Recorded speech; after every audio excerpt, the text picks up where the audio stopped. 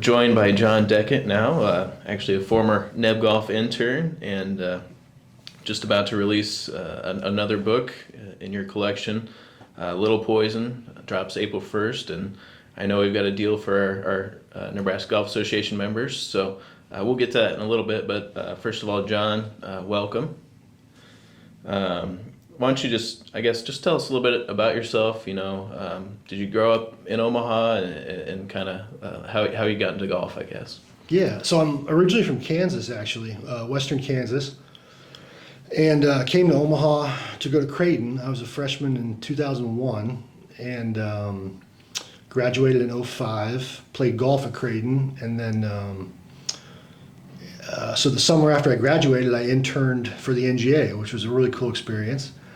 And then stuck around Omaha, got a master's degree also at Creighton, and then my wife's from Omaha, so we got married in 2012, and really there was never a discussion about moving. I like it here, she's from here, so we stuck around, and so that's kind of my story on how I got to Omaha.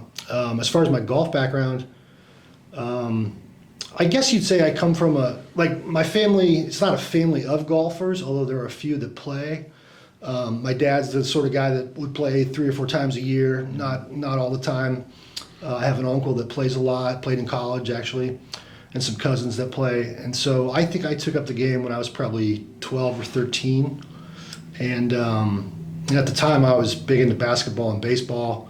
So to drag me away from those sports was something, actually. And I think what I liked about it was you could do it on your own. Mm-hmm. And I kind of liked the solitude part of it. Just like grinding, whether you're getting better or you're not, like just working on it, appealed to me. So yeah, that's my story. And then I got a little bit. I wasn't that great of a junior player. Wasn't that great of a high school player. I think in 4 years of high school golf, I won 3 tournaments, so I wasn't anything special. And I didn't get on anybody's radar necessarily, but I walked on at Creighton and had a couple years where I traveled quite a bit and played and really enjoyed it. It was a great experience. Mm-hmm. Being part of a college golf team is a lot of fun. You still keep in touch with a lot of those guys? Yeah, probably not as good as we should, but yeah, no, we do. And I see them probably in the summer when the weather's nice. Might see them out playing golf actually, but yeah, we keep in touch a little bit, and that was a great experience. I was so fortunate to be able to do it, and it's funny, it goes fast. You don't realize it at the time, but it goes quick. And it does, for sure. I got to ask you about being an intern here. What were Craig and Justin like back then? What was the world of Nebraska golf like? They probably had more hair and it wasn't as gray. No, they were great. I was not a boat ride intern. I was a seasonal intern, focused mostly on communications work. Mm-hmm. So I did a lot of press release writing, a lot of updating of the website, which at the time I'm sure was a lot more primitive than it is now. I did a lot of live scoring at the championships, which again, I'm sure much more primitive. There was no app. I would have the radio and volunteers would call the scores in, and I'm sitting there on the computer trying to keep up. Sometimes I was in like a caddy shack or a maintenance shed on the far end of the property, inhaling paint fumes and gasoline and who knows what else. But that was a great experience. Craig and Justin were great bosses. And as I mentioned to you here before we hit the record button, you don't quite realize it at the time how good a deal that is, because you're young and you're dumb and you don't know what you don't know. But I ended up going back to school to get a master's degree after I left the NGA. But looking back, like maybe in another life, I could have stayed in the golf industry and like a path like you're on, But it was a great experience. They were good to work for. It's hard work, as you know, especially in tournament season. It's like 16, 17, 18-hour days sometimes, pre-sun up to sundown. But it was a good experience. And in a lot of ways, I think it made me a better writer, even if I didn't realize it at the time. But you are kind of like news reporting. You're having to do writing on deadline with a little bit of pressure or stress. And I remember the Centennial Amateur was 2005, the Centennial Nebraska Am, and it was at OCC. And Craig and Justin had brought in like a contract writer to do some website writing that week. And for some reason, I don't know why, but he wasn't there on the final day. And I didn't know about this until like the morning of, but Craig like tapped me on the shoulder that morning and said, "Hey, Johnny Bird," and he called me Johnny Bird. We need you to do the usual press release, but also a little bit of a more long form wrap up for the website and for the magazine. And so, the championship concluded. There was a playoff, scoring finished, and then I started cranking away on a keyboard on a bit of a deadline, and it was fun because you can't simulate that feeling of the stress of needing to get something done fast and accurate and well written. And so that was a great experience. I hope they enjoyed having me around. I certainly enjoyed being here. I don't think I did too much damage, although I did do a little bit of damage to a vehicle. You can ask Craig and Justin about that story. It was a U-Haul. It wasn't one of the NGA vehicles, fortunately. And I loved it. It was a good experience. Well, I'm sure you weren't the first intern. You definitely weren't the last, because we've had some over the years that caused some damage. So thank you for covering yes. for me. That's good. I mean, I was going to ask you about that Centennial Amateurs. I mean, it had to be just a blast there at Omaha Country Club, and a really special time. It was. I think that was the first time I had seen OCC. I had been in Omaha for 4 years, but I had been out there, I guess, but I had never really seen much of the course. And it's changed a lot since then, as you know, but it was a great experience. There was a lot that went into that week. Aside from the championship itself, there was like a hickory outing earlier in the week at Field Club, as I recall. There was a champions dinner for past champions, maybe the night before.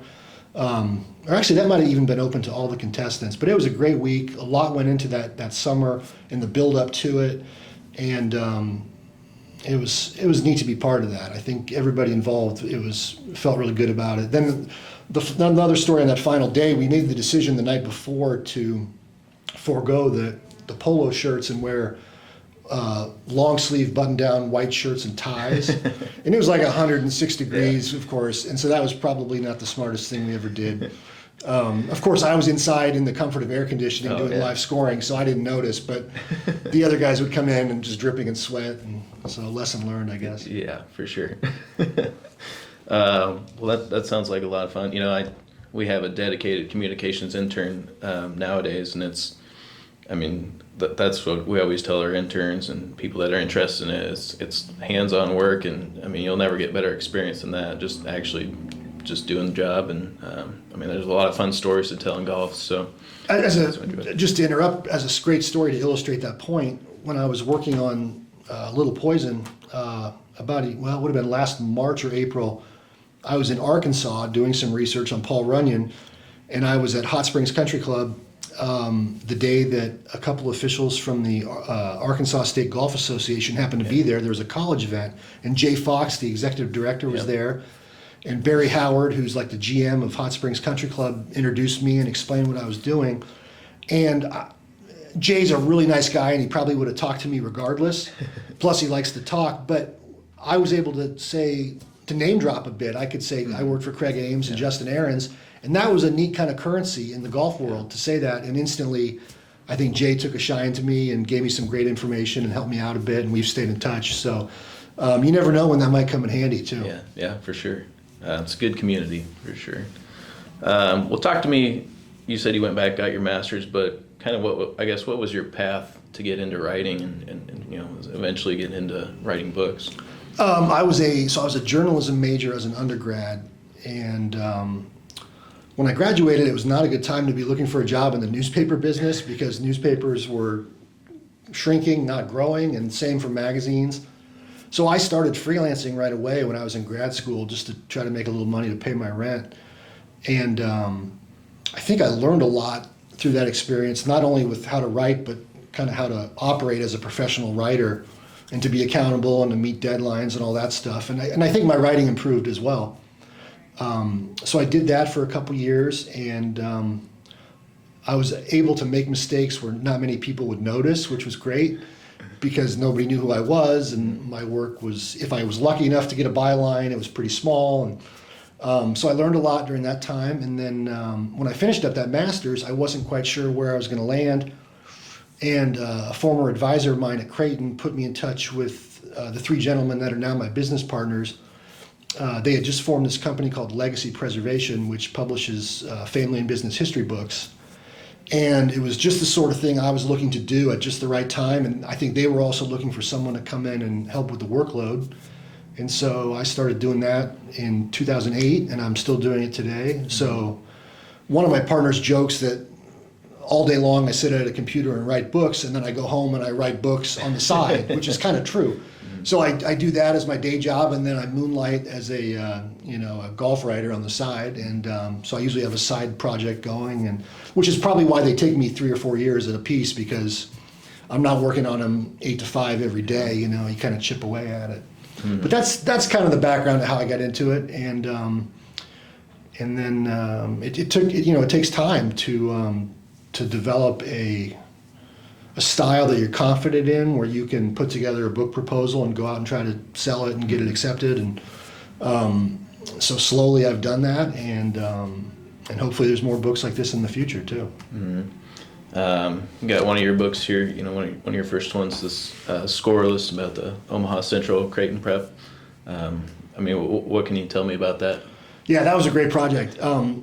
So I got the idea from one of my business partners who was at that game in 1960. It was played at Rosenblatt Stadium, which was then just called Omaha Municipal Stadium.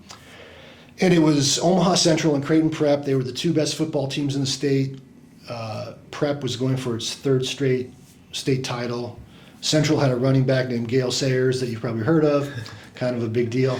And so the 2 teams were undefeated, and they met about 3/4 of the way through the season at Rosenblatt and played a scoreless game, a 0-0 tie.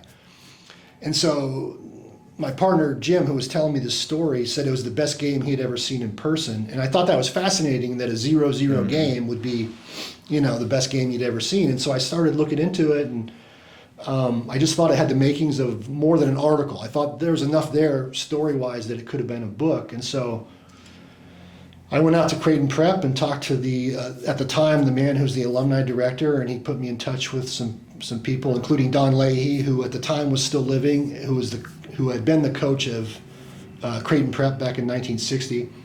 And I interviewed Coach Leahy, who was at that time probably in his 80s, still very sharp, knew football, gave me a great interview, or 2, as I recall. And I just kept chasing the story, and eventually I realized that it could become a book, and I was fortunate enough to get it published, and I was more fortunate that Gale Sayers agreed to write the foreword for the book, and so that was 2016, and I still get tapped on the shoulder every now and then by somebody around Omaha that has seen the book or has heard of the book, and they want to talk about it. But it was, and my contention is it's the greatest high school football game in Nebraska history. Some may dispute that, but if you look at all the factors involved and the players involved, including Gale Sayers, and the fact that it was 0-0, I just felt like that was a special moment in Omaha sports history, and I was lucky enough to be able to write it, and yeah, it was a cool experience, and I learned a lot along the way of doing that book that I was able to apply for this next one, Little Poison, where I had a better feel for how much time it was going to take me, what I needed to do in the way of research, and then the lengths that you have to go to write a book about something that happened decades ago. You have to be very committed to getting the story right, getting the history right, and so I learned a lot. It was a cool time. Yeah. That was going to be one of my questions for you. Is just, I think people might think, you're a writer, but I bet 90% of your time was doing research and interviews and stuff like that. So what's that process like? Yeah, it's probably not 90, but it's at least 50-50, right? Yeah. There's no. We always joke about this at Legacy, but there's no easy way to do a book. Like, you can't fake it. Yeah. Or if you do, you'll get found out. And so there's a lot of time involved with just turning pages, right? Mm-hmm. Whether it's newspaper articles or anything that was published, a lot of time conducting interviews with primary sources. So you learn how to conduct an interview, and you learn to conduct follow-up interviews, many of them. And then I think you develop a cadence for how long it takes to put a book together. Like I said, you just can't do it quickly. And so you kind of learn to play the long game, and you understand what it takes. And I think also you you like, again, Scoreless happened in 1960. Paul Runyan's life spanned from 1908 to 2002, and most of the action takes place in the 30s. So I wasn't alive yet, obviously. So you have to get really good at kind of reading between the lines of what's going on in the world, so that when somebody picks up the book, it feels authentic to them because you've captured that era and the spirit of that time and that place. And hopefully I've done that in both those books. But that's probably the biggest challenge. At the same time, if I was going to write a book about something contemporary, I'd probably be a little more nervous because I don't know why. It would make me more nervous. There's something about history that's like, it's already down and it's there and it's frozen, and so you're just accessing something that's unchanging. Whereas if I was going to write a book about the modern world, it would make me a little nervous because what's true today might not be true tomorrow. But after enough time passes, you feel like you can get a better handle on the facts, I guess. And then, I guess just writing about, an event that actually happened, I mean, especially so long ago, I mean, how do you, because I'm sure there's people that remember this game completely different than other people. So, Yeah. I mean, how do you go through, fact checking and making sure everything is what it actually was? That's a great question, because as I interviewed primary sources, I would get differing accounts of an incident. But in particular, that football game. Yeah. There was a key play that happened late in the fourth quarter, and you'll have to read the book to find out what the play was, but I got differing accounts of what happened and why. And what I had to do was, decipher through all that where the truth was. And if you can't be sure, you write the controversy. You explain that in print. One account says this, another account says this. Where's the truth? You decide. But for the most part, I was able to reconstruct that. I think too, you need just a great attention to detail. Again, turning every page, reading every line, leaving no stone unturned to make sure you get the story right. But yeah, that's a challenge, especially when you're interviewing sources and people that are still alive that were there. Again, you want to trust those primary source accounts, but you got to be careful which ones you trust. One thing I learned with Scoreless, when I interviewed the guys who were players in that game when they were teenagers at the time, they were not as certain about their memory. There were stories that they would tell, and then they would backtrack and say, well, I think that's the way it went, but I'm not sure.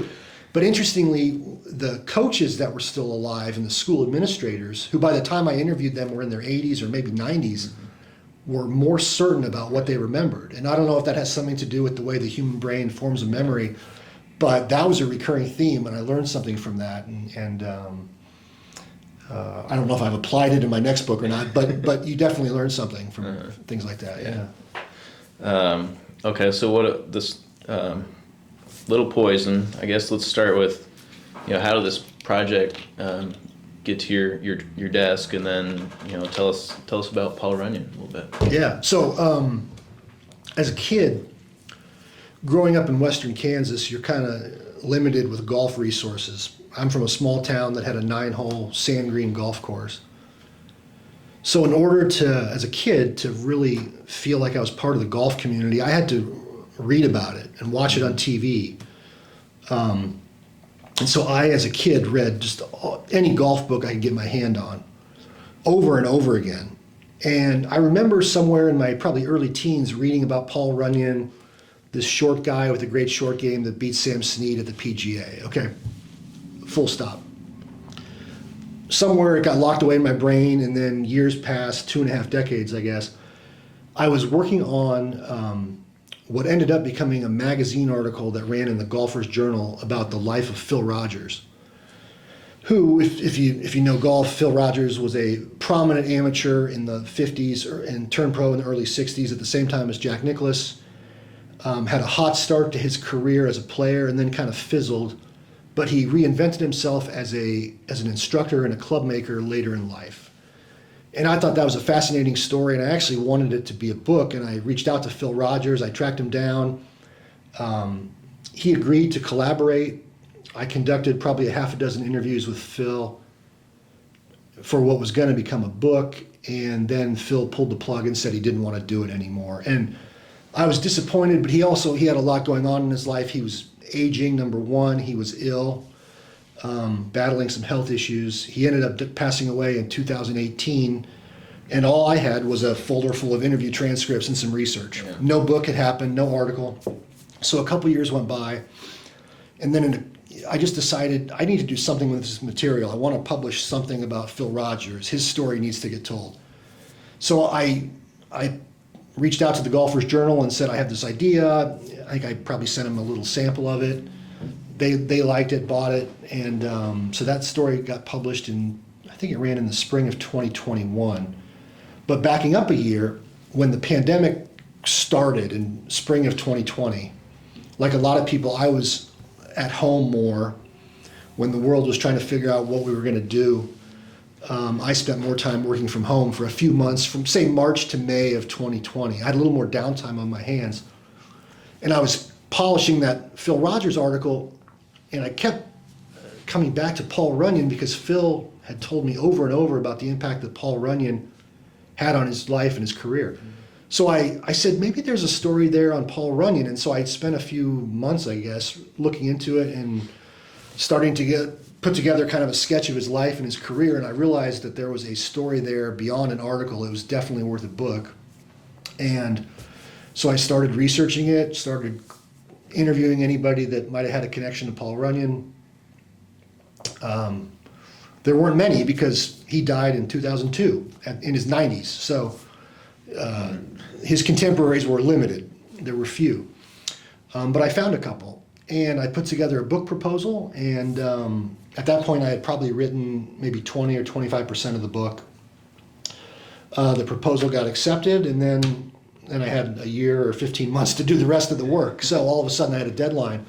So it came at me quite fast. But I think the thing I was drawn to about his story, again, the highlight is his 1938 PGA Championship victory over Sam Snead. That's, without question, probably the high mark of his career. But what I found was his story was so much richer than just that moment. He grew up on a dairy farm in Arkansas. The family didn't have much money. He started, like a lot of people, as a caddy. He became obsessed with golf and decided to pursue a career in it. And so he apprenticed with the head professional at Hot Springs Country Club, turned pro at a tender age in the 20s, struggled for basically a decade, scraped together a living, and then in 1930 he goes to Pinehurst and wins the North and South Open out of nowhere. And his life is basically instantly changed. And then after his playing career, he became a much sought after instructor. He wrote a couple books about the short game and that I think were well done, looking back on them all these years later. So I think I was drawn to the Sam Snead angle, but I was also drawn to just the longevity of his career. This was a guy that spent his whole life in golf. He did it the right way, conducted himself the right way. And it was also a story that hadn't really been told, at least in as much depth as I went to. And so I felt like if I was going to go to a library looking for something on Paul Runyan, this was the book I would want to find, and it didn't exist. And so I figured, well, what the heck? Let me try to be the guy to write it. Yeah. And that's what led me to it. And I'm so glad I did it because I just felt like it was a story that needs to get told. One other thing I would add, I mentioned before that I grew up playing a 9-hole sand green golf course. So did Paul Runyan. Mm-hmm. When he was a kid, Hot Springs Country Club was sand greens. And that was kind of the hook that did it for me, because there's a limited number of people in the world that know anything about sand greens, and a lot of them live in Nebraska because we still have some sand green courses. But that drew me in a little bit, and I also found, as I researched his life, and things he had said, things he had written, that growing up playing on sand greens had a lot to do with the technique that he developed in the short game. And it's my contention that if he is indeed the man owning golf's all-time great short game, which I believe he was, it had a lot to do with learning the game on a sand green golf course, the sort of shots he developed and the way he wanted the ball to react. And so there was also kind of an instruction angle to his story that I wanted to help tell. Mm-hmm. And So yeah, that was the hook, was the sand green angle, I suppose. It seems, I mean, having not read the book yet, but seems like there are some parallels to, Omaha's own Johnny Goodman too. The same type of coming up from nowhere and being the underdog and pulling off a big upset. Absolutely. They were contemporaries, really. The only difference being that Goodman was an amateur. I think, in fact, there's a photo in there. I forget what year it was, but it was the year that the Florida Year-Round Open decided to experiment with enlarging the size of the hole. So instead of 4 1/4, they went to like 8 inches. Gene Sarazen was the person that wanted to do this because I think Sarazen thought that putting mattered too much, and he thought if they made the hole bigger, that would equalize the field. So in theory, it would reduce Runyan's advantage, but the opposite happened. He went out and he won by a lot. But there's a photo in there from that trophy ceremony, and Johnny Goodman is at the podium standing next to Sarazen and Runyan to congratulate Runyan. So yeah, they absolutely would have known each other and crossed paths. And I think you're right. There are similarities in the story of their upbringing, and also maybe in the way they were kind of undervalued a little bit. Certainly, I believe Runyan was historically, if you look at what he accomplished. I mean, 2-time major champion. I think he had 20-some victories, numerous victories on the club pro circuit in later years. And then same thing with Johnny Goodman. He was, I don't think I knew about Johnny Goodman until I started to work for the NGA, and the Michael Blaine book, King of Swings, was out. So as someone who's a self-proclaimed golf junkie, to have grown up for 20-some years and have not heard of Johnny Goodman, that was a story that needed to be told, and just like Runyan. So yeah, that absolutely appealed to me. You mentioned the upset of Sam Snead. I don't want to give away too much from the book, but I mean, what can you tell about, like, I guess, can you put into words how big of an upset that was? And I think a lot of things, golf fans might not realize, it used to be a match play event that was pretty grueling from my knowledge. Yeah, and I don't hide, like, I don't try to hide it. It's there on the cover of the book that it was a victory over Sam Snead. It was 1938. It was the PGA Championship, played at Shawnee on the Delaware, Shawnee Country Club in Shawnee on the Delaware, Pennsylvania, which incidentally was the original A.W. Tillinghast golf course anywhere. It was his first work. And so Runyan was, in my opinion, one of golf's best players. But again, even in his day, probably a little undervalued. Snead was golf's shiny new object. I think he turned pro, really came on the scene in the winter of 1937. So by the summer of 1938, he's still pretty fresh in the public's eyes, but he's clearly like the dude. I mean, he was the Dustin Johnson of his era. He just had a different physique. He hit the ball farther than anybody else, hit it more accurately, putted pretty well. I mean, he had the full package, and anybody with $1 to bet would have put their money on Snead. And so it was a match play tournament. They met in the finals. It was a 36-hole final. It was a hot week at Shawnee that week, and Snead was a heavy favorite. In fact, one bookmaker made him a 10-1 favorite the day before the match. So really nobody gave Runyan a chance, which in retrospect was probably short-sighted, because if you look at Runyan's resume, he had already won a PGA in 1934 in a playoff. He beat Craig Wood. Again, Snead was more talented, a much longer hitter. He'd outdrive Runyan by anywhere from 30 to 70 yards, pretty much every hole, all day. So it was an upset in the sense that their styles of play were in great contrast. However, again, if you look at resumes, it shouldn't have been that much of an upset, because Runyan had a lengthy resume at that point, but it was still an upset. And my contention is it's maybe one of the more noteworthy upsets in the history of golf, because I think it showed the world, again, at that time and place with that era of equipment, it demonstrated that a short hitter with a really good short game could still beat the big guy on a given day. Mm-hmm.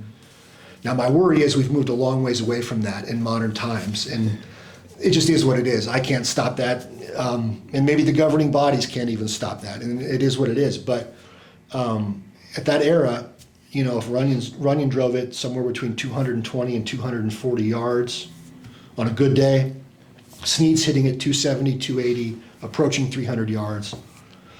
But still, Runyan could, through his excellent fairway wood play and just wonderful short game, he could not only make a match of it, he didn't just beat Snead, he thumped him. Mm-hmm. And again, that's my contention. It was one of golf's greatest upsets, and I think it really added to Runyan's legacy, not only by making him a two-time major champion, but showing that his method of playing the game could thrive in any environment against any player. Well, I'm excited to read it. You know, I guess for you, what's next for you? You have, I mean, after finishing a project like this, do you kind of take a while to sit back and enjoy it, or you dive right into the next thing? One thing I want to do really well is I want to help the book. I want the book to do well, so I want to, number one, do everything I can to let people know about it and promote it and do a good job in that regard, because I want people to know this story. That's my primary objective. I learned that from Scoreless. A book doesn't just sell itself. You have to put the work in. And so I want to do that and do it well and represent Paul Runyan well. I think I felt, without getting too dramatic, I felt really privileged to be able to write that story, because it was a special story and it mattered a lot to me, and I grew to really love the guy, even though I never met him, and he died when I was in college. So our paths never crossed, although I got to know one of his sons pretty well through the course of the project. But I want to do right by the story, number one. And then I do have an idea for another book, a couple actually. I have one in particular, but haven't started yet. Mm-hmm. I'll probably let some time pass, breathe a little bit, and figure that out. And yeah, then start the clock on the next 3 or 4 year window for the new project. But the other thing I learned is I love writing about golf. It's been part of my life for 25 plus years, and as much as I loved writing about football, golf means more, and I can't fake that. And so I'd love to do more books about golf in that arena, and I just got to find the right story. And I also love history, so probably look for something from the way back rather than contemporary. Like I said, contemporary would make me a little nervous, I think. So. Well, I think there's an endless amount of stories in golf to tell, and you know, so I'm sure there's some good ones out there you can find. I guess anything else on this book? I know it drops April 1st. They can buy it through the UNL publishing. Yeah, you can. Yeah, there's there'll be a code which you will get distributed for a discount code for those of you that are listening, and that's for purchase through the University of Nebraska Press website. I think you can pre-order now, and if you don't order from there, you can also find it in your local bookstore or on Amazon or wherever you buy your books. But yeah, it comes out officially April 1st. Although I've heard rumblings that it's already shipping. So hop online ahead of the game. Try your luck. Yeah, get it out there, right? But April 1, which is also exciting because, as a side note, that's Masters Week. Yep. And just if I could interject one more quick sidebar, Paul Runyan was paired with Bobby Jones at the inaugural Masters in 1934 for the first 2 rounds. And at the time, Jones had been retired for a couple years building Augusta National. Mm-hmm. And so the golf media was in a frenzy over Jones's return, and by virtue of being golf's leading money winner, Runyan got paired with him for the first 2 days. I believe Runyan finished tied for 3rd that week, so he had a sniff. He didn't get it done, but he was close. And there's a great photo in the book of Runyan and Jones walking down a fairway at Augusta. It's one of my favorite photos. And so if you're a Bobby Jones fan, I think there's also something for you in the book too, because I go in depth on Jones's career. Both he and Runyan were associated with Spalding. So I got into that relationship a little bit. And then, of course, some background on Augusta and the first Masters. So, yeah, the book will come out the week of the Masters, which is exciting. And if you're a golf fan, you'll be, especially if you're in the Midwest and it might still be snowing out, you'll be frothing at the mouth to get outside. So hopefully the book can help ease your pain for a few more weeks until the weather turns. Mm-hmm. Awesome. Well, John, thanks. Like I said, we'll have in our newsletter details on where to buy and the discount code for our members. So appreciate you coming on, and best of luck with the book. Sounds good. Thanks, Ben. Enjoyed it. Thanks for having me.